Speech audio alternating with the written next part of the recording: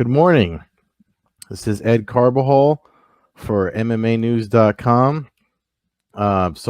This is Sunday submission number 9. You can follow me on Twitter at Carbazel. Please follow MMA News at MMA News _ on Twitter. And so this is number 8. Coming to you after the Bellator 244 UFC 7 in Vegas the Sunday after. So there's lots to talk about. Obviously a big weekend of upsets. But before we get into that, if you like what we're putting down here at MMAnews.com on the YouTube channel, please like and subscribe to the channel. We've got interviews with Chito Vera, Vince Pichel, and Daniel Pineda. So if you're into fighter interviews and stuff like that, content like this, by all means, tune in. Like and subscribe. So let's get into it. So Bellator 244. Well, before we get into that, I actually do want to do some housekeeping. I know I talked at length about the glove thing last week, and I had mentioned in 2014 the gloves from that Bellator uses. So just to get the name of them, I actually got confirmation from Matt Marsden, who's a cut man at Bellator, that they are in fact using those gloves. Because I know when that announcement came, it was under Bjorn Rebney, and then it looked like things changed completely when Scott Coker took over. But it's just the color of the gloves. Those are still the Everlast Power Lock gloves. They actually sell them on the Bellator shop website, and they curve the fist like so. I have another page loaded up, obviously, for the results over at MMAnews.com. If you haven't checked out the website, this is the website. We got the results for both Bellator and everything up there. But anyway, back to the gloves. So I just wanted to update that it's called the Power Lock MMA glove, and the glove just kind of curves the fist. So a lot of guys, when they go out to parry, they'll either do this or they'll do this. So even if they do that, the glove makes their hand this way. They could probably force it straight, but obviously, it's probably not something that they're thinking about that much during a fight. And under Rebney, he said he wanted to share the technology with other MMA promotions. I don't know if Coker's that much into it, just because are willing to do that, just because right now. Right now everyone's looking for numbers because of the situation with sports and the COVID-19. So it would make sense for the safety of the fighters and stuff like that in the future. But what are you going to do, right? So let's get into it. The weekend. So we'll come through it through Friday. It's crazy because I think Ryan Bader was the favorite. Results are up at MMAnews.com for both the Bellator and UFC events. So make sure you check the site out there. But Bellator's got a new light heavyweight champion, and it's Vadim Nemkov, the protege of Fedor Emelianenko. A lot of the marketing for that fight and that matchup was like revenge for Fedor. But guards are passed in MMA, and more senses of the word than one. But I'm forgetting to read the question that was related to the gloves. So let me do that. Last week we had a question from I'm trying to bring it up here. From last week's episode, there was a comment on Sunday submissions from last week. So I'm trying to bring it up here. Bram De Jong asked, what is your take on the next challenge for Jon Jones? And he points out this is the first, to his knowledge, champion that vacates his title going up a weight class. When Conor did it, he kept the title to become the first champion. After him, Cejudo did it. Bellator currently Bader. Well, he asked this question 4 days ago. Bader lost his belt, because what prompted me to read off Bram's question. Thanks for the subscription and the question, Bram. So you asked my take on the next challenge for Jones. Dana White kind of answered that at the post-fight press conference last week, because it seems like Jones wants an immediate title shot, but Dana White kind of said no. Well, Francis Ngannou's the number one contender for heavyweight, and that's pretty much the fight that's going to happen. So that's the fight that's going to happen. I think whoever's ranked underneath, that should probably be the what's next for Jones. I know Anthony Rumble Johnson announced. It's weird how all that happened. Anthony Rumble Johnson also announced uh, his return to the UFC, but it's at light heavyweight. So, and if you've seen Rumble at he's done stuff for BKFC. I mean, he's walking around as a heavyweight right now. I don't know if he's comfortable competing at heavyweight. Maybe he just prefers to your body weight and your movement count. You would know for yourself how you can move in combat at certain weights. I mean, we're going to get into the Frankie Edgar, but obviously Frankie Edgar even feels like he moves better at 135 than he ever did at featherweight or lightweight from this past weekend. He said so after his win this weekend. But back on what's next for Jones, I mean, that's a fight that we never got to see that I think folks wanted to see. Rumble versus Jon Jones. So I mean, they could insert them and do it as at heavyweight, but I think it would, there's going to be negotiations about weights and what it means for the winner. I definitely think Jones should fight someone that's a top-ranked heavyweight contender before fighting, straight for the title.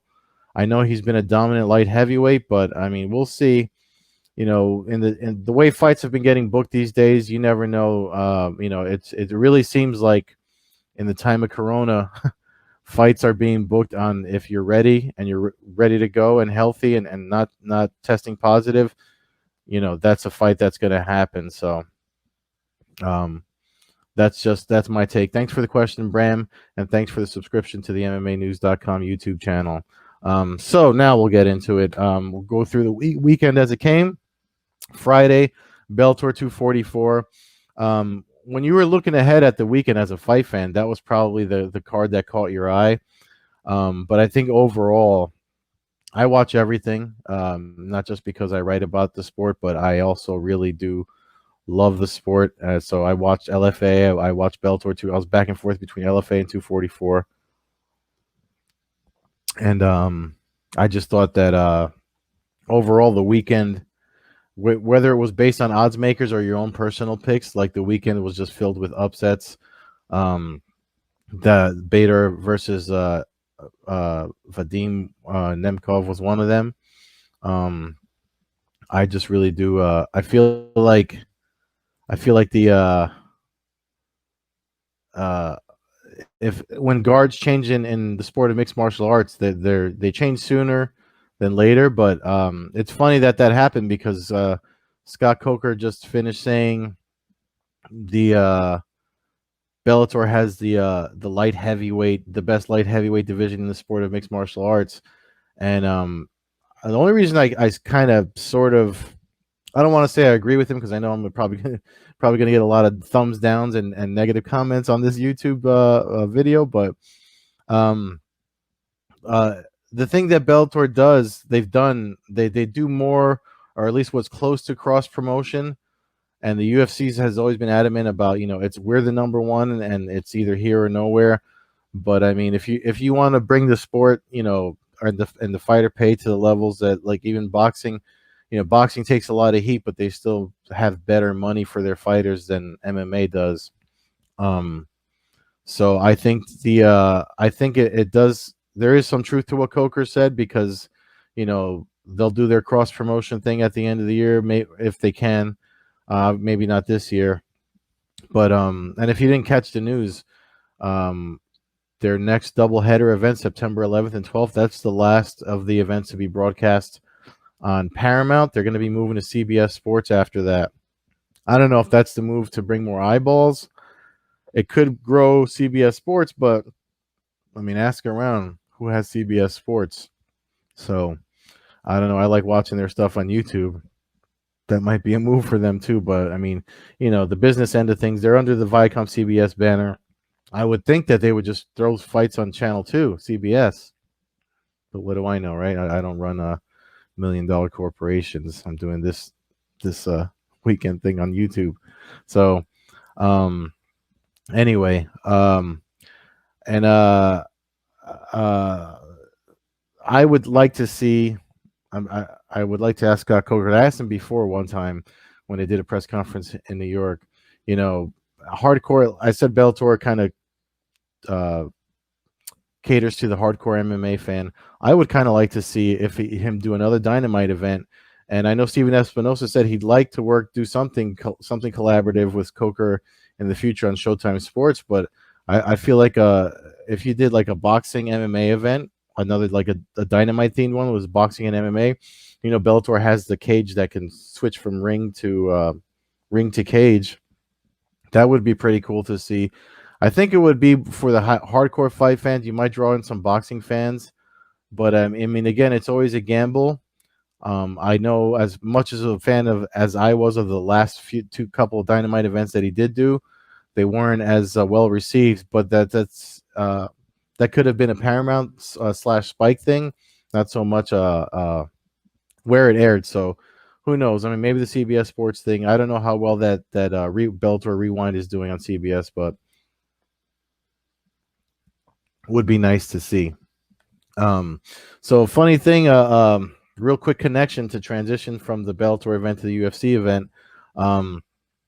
John Salter was one of the fighters that fought and won on the Bellator card, and his fighter, Joe Selecki's his fighter that fights under in the UFC. He got a really nice first round submission that I want to talk about. I'm just bringing up the results from Bellator on the MMAnews.com because he fought on the main card. So it's I just find it to be he also won by submission in round 3. John Salter defeated Andrew Capel at arm triangle in round 3, and then Joe Selecki got his submission win first round the next night. And John Anik made a lot of notes about John Salter, the connection between John Salter and Joe Selecki. If you don't know who John Salter is, he's got a lot of those funny videos where he's promoting the school and the guy's getting suplexed in the background and screaming while he's talking about safety and how it's fun and safe, and there's guys getting murdered in the background. There's a couple of those. If you haven't checked them out, just search John Salter's jiu-jitsu commercial or something like that.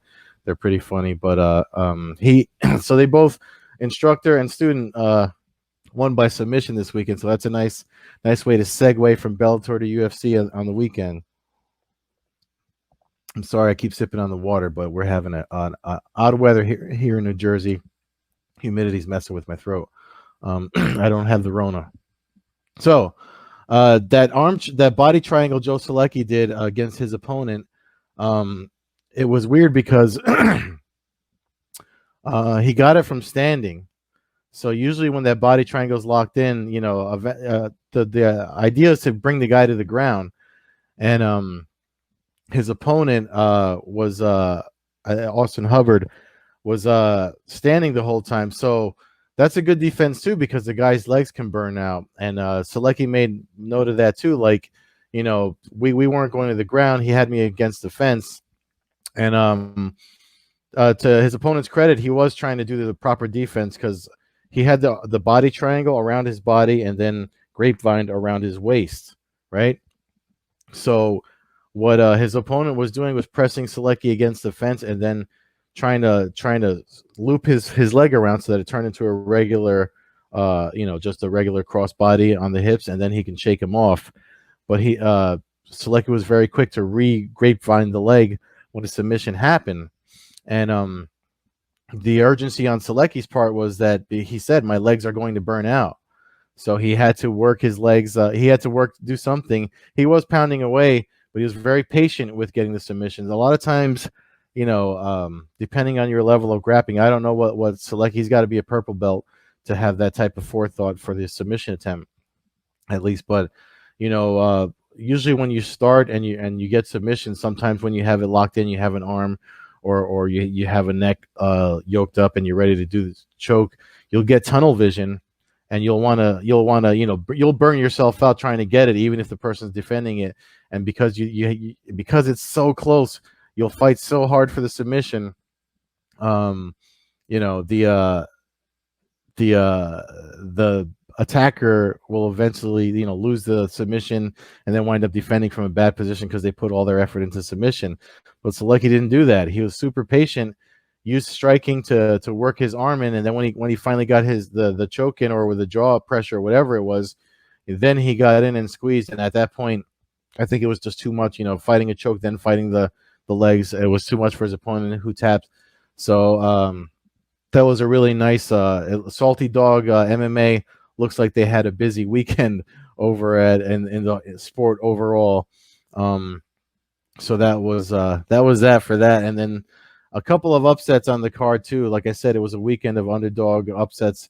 People, whoever you thought was going to win, outside the opposite happened. Oh, I got to bring up her name. What was her name? The from the UFC event. So it was on ESPN and ESPN Plus, and then they transitioned. I don't have ESPN Plus, so I had to wait for a basketball game to finish before I tuned into to the UFC Vegas 7 on 15, whatever they call it. I don't know about you, but I've lost track of what they call all these broadcasts. But for the Edgar Munhoz card, Agapova, I want to make sure I'm saying her name right.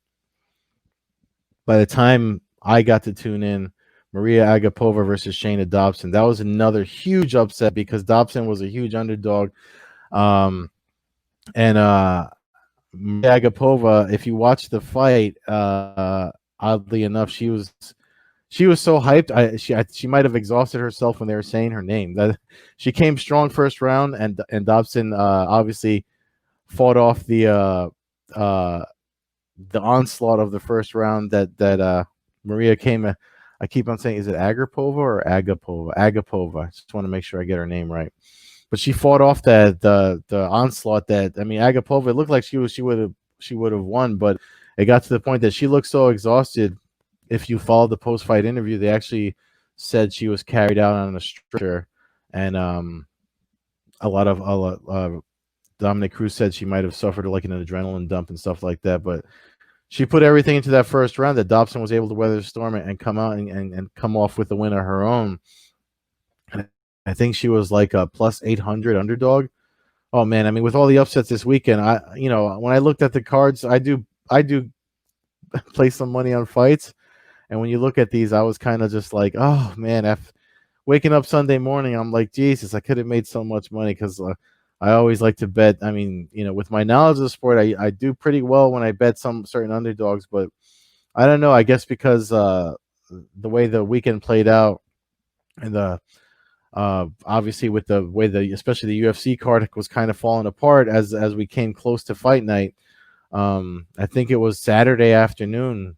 Yeah, it was Saturday afternoon that the OSP bout got dropped, and everyone got bumped up.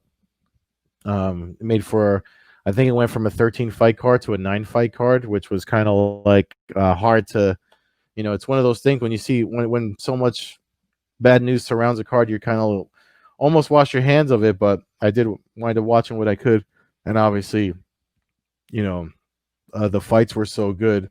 That's another thing. The fights were so good that it happens more. It happens, I want to say, all the time. I don't want to say more often than not.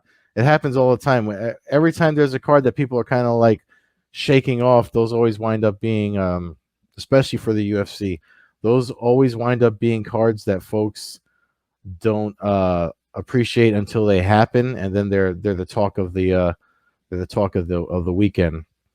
So that for me was one of the cards that I just thought was amazing. Oh boy, I hope I don't lose this. My laptop just anyway. I got 10 minutes left. Try to hold on for 10 minutes. But that was one of the cards that that underlined that point, that there's always those sleeper cards, and the underhyped cards are the sleeper cards, and more times than not, especially with the UFC, those are the cards that folks wind up watching and talking about. It'll be the talk of the week for the next few weeks. So, yeah, that was definitely a sleeper card. And then when you look at the main event between Pedro Munhoz, Frankie Edgar,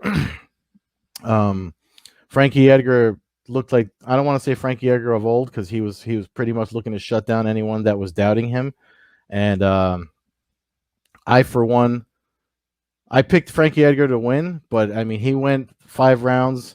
I'm gonna say balls to the wall like he always does. Frankie Edgar, watching Frankie Edgar fight throughout his career, it's one of those fights that it's like, damn, if you were the guy facing Frankie Edgar, it's one of those situations where it's like, if you're expect to be worn out, expect to be exhausted, because Frankie Edgar will literally wear you out. And for me, I was so happy to see him win. I mean, just because I'm a Jersey guy, he's a martial artist from Jersey. I mean, I'm not gonna lie, I'm a fan of all the guys that fight in the Northeast region, especially the New York, New Jersey fighters, guys like Frankie Edgar, all those guys that are under Ricardo Almeida, Matt Serra ish. We're all kind of like brothers of the same martial arts cloth, if you will. So, like, Aljamain Sterling, Marlon Moraes, all those guys that come up, fight out of this area, I always root for them. And Frankie Edgar, man, I mean, he even said, the funny thing was, Dana White mentioned in the post-fight press conference that one of the criticisms he's gotten in the past was that Frankie Edgar never wanted to move down in weight, but then he said he felt so good that he actually said he felt better than fighting at the other weights. And then Dana White said Joe Silva, the old matchmaker of the UFC, former matchmaker of the UFC, said that, do you remember when Frankie Edgar used to fight us on moving down in weight? And look what we got. Granted, I mean, he didn't make it to the post-fight press conference. He took so many leg kicks. He says he checked a few, but that's the thing about Frankie Edgar. It's literally like he takes so much damage to deliver such entertaining fights to get the win. Yeah, so the thing about it is he beat Pedro Munhoz, who was ranked number 5 at bantamweight. So now he inserts himself into the bantamweight contendership. And folks are already asking, does he fight Peter Yan or whatever? But I think Aljamain Sterling. I think Dana White sort of confirmed that Aljo's definitely going to get the next shot at Peter Yan. So that's definitely long overdue. But I mean, I found it odd that Ali, I could never say their Frankie Edgar's manager's last name, because he manages Aljamain Sterling too, if I'm not mistaken. I kind of found it odd that he was willing to, bump Frankie Edgar up for a title shot. I know maybe it's one of those things because of his age or whatever, but again, Frankie Edgar saying don't talk about his age, so I'm trying not to talk about his age. I wouldn't mind seeing him as a contender, but definitely Aljamain Sterling needs to get his title shot. But man, what a fight that was. I mean, generally when fights go to a decision, especially if they're 5-rounders, they're either going to be boring or they're going to be super exciting. And for me, to my recollection, Frankie Edgar fighting, win or lose, has never delivered a boring fight. I mean, he always puts it out there, and I guess he's got more. He's got another title run at 135. If I'm wrong, then I hope he doesn't go out the way some fighters go out when we look at the end of when they're coming towards the end of their careers. And I keep feeling bad because I know he doesn't want anyone talking about he was like, don't talk about Hall of Fame or anything like that, because he still feels like he's got something to bring to the table when it comes to competition. I mean, those guys like that are, that's why I don't see Justin Gaethje retiring for a long time. Those guys with that mentality, I mean, they're definitely going to bring a lot to the UFC for a while. Whether they're, no matter what happens as far as the title picture is, they're going to be main card fighters, main event fighters. Definitely, if we see Frankie Edgar fight, he's going to be on a pay-per-view. next. So don't definitely not counting him out. So apologies if it's anything I said sounds that way. I'm all aboard the Frankie Edgar train, and so I think that's it. More stuff to come. Thank you so much. I know I got a few comments and thumbs up for the last few Sunday submissions. Hopefully you like these as they keep coming forward. By all means, again, please like and subscribe to the MMAnews.com YouTube channel. I checked for the comments, so if you have any questions or comments, please drop them in the on the YouTube channel, and I'm gonna read them off like I did at the beginning for next week. I'm sorry for all the pausing and stuttering, but we got odd weather here, and I have allergies, so apologies for that. But yeah, well, more fights to come. I mean, I think the UFC is going to have events straight up until for a while now, and they're heavily hyping the Paulo Costa and Israel Adesanya. I'm looking forward to that one. I wouldn't be surprised if we see shadows of Romero Adesanya, because Adesanya is a very calculated and cautious striker. So he predicts picking him apart, but you never know what's going to happen until the fight happens, right? So, all right, I guess that's it for me. Sunday submission. I'm tapping out. Enjoy your Sunday. Be safe, everyone.